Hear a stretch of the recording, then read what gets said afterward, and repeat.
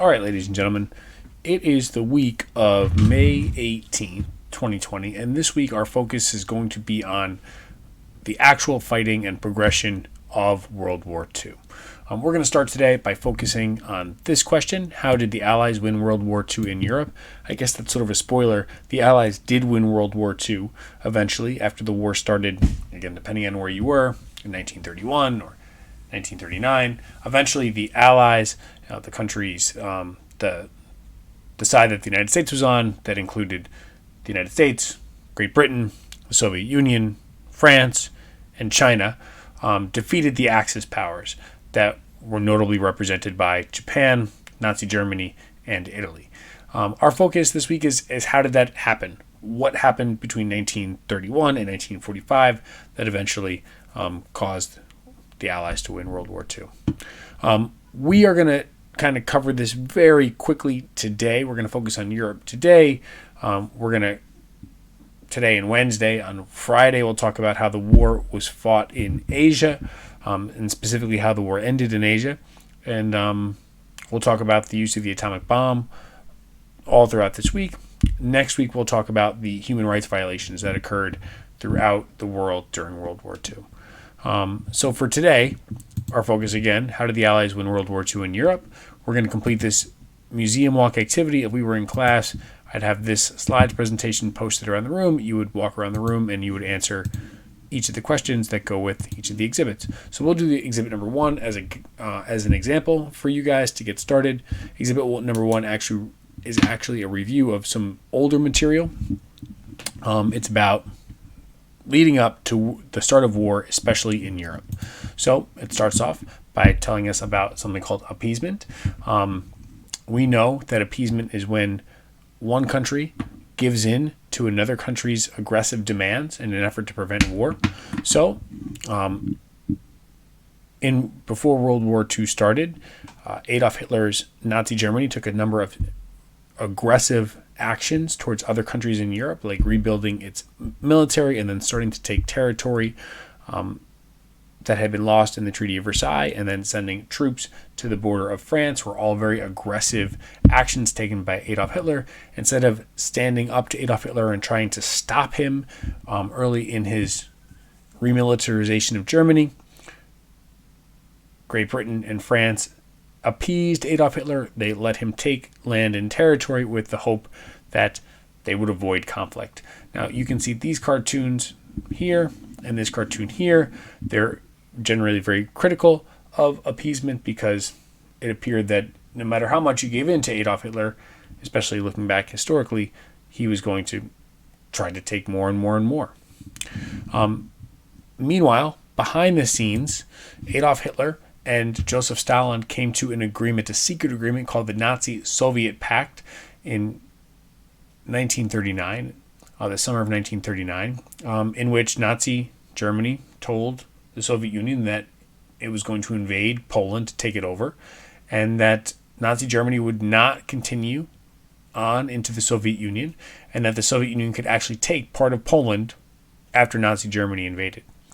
Now, this was an agreement made between two terrible, awful, authoritarian dictators, Adolf Hitler and Joseph Stalin. But despite the fact that they made this agreement, it was not an alliance.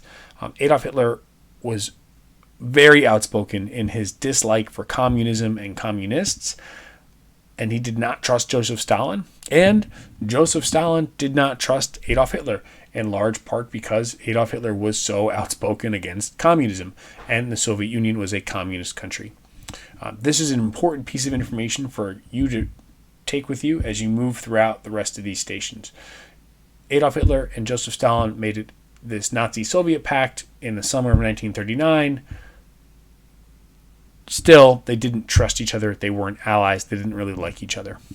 And that set up the invasion of Poland by Nazi Germany. Of course, you remember that especially after the Munich Agreement, when Great Britain and France allowed Hitler to take parts of Czechoslovakia in exchange for Adolf Hitler promising to take no more land and territory. After that, Adolf Hitler had been told by Great Britain and France that if he tried to take more land, that Great Britain and France would have to declare war. They would have to start a conflict. So that leads us up to the Gleiwitz incident. Instead of just out and out invading Poland, Nazi Germany staged a Polish attack on a German radio station. They made it look like Poland was attacking Nazi Germany and that Nazi Germany was invading Poland to defend itself. Of course, everyone around the world was like, that's baloney. Poland didn't actually attack you, Nazi Germany.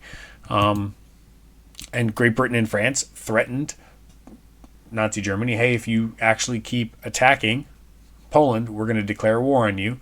Great Britain or Germany ignored Great Britain and France and continued their blitz, and then Great Britain and France declared war on Germany. And that is when, that Sunday, September 3rd, 1939, after the German invasion of Poland, is when World War II came to a start in Europe.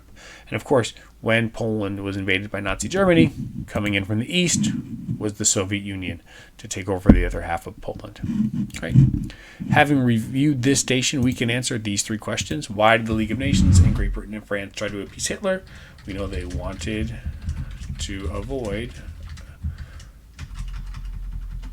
a conflict with Nazi Germany.